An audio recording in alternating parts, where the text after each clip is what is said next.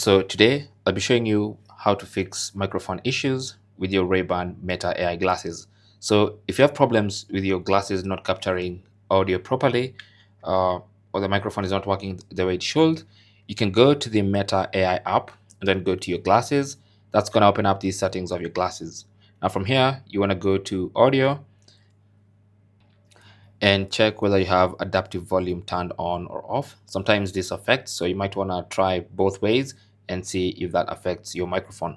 But of course, if you scroll down a bit, you will have the microphone troubleshooting option where you can turn this adjustment on, and this helps voice controls and calls pick up your voice better when you turn this on.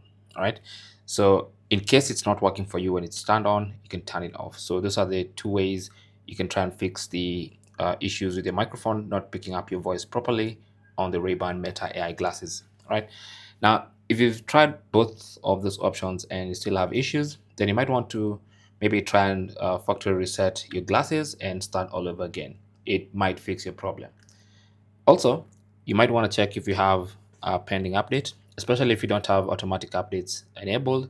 You might want to come here and check if you're running the latest version of the Meta Ray-Bans firmware.